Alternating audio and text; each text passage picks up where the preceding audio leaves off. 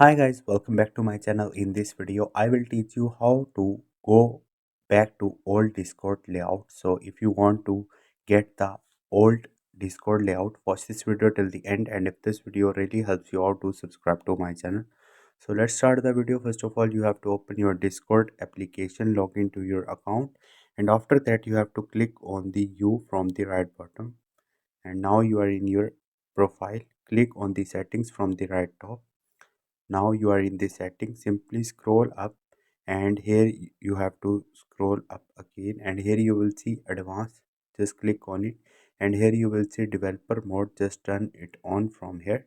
Once you will do it, simply you have to turn off your Discord application, and again you have to open the setting, and in the appearance you will get the option of the old Discord layout. So this is the way.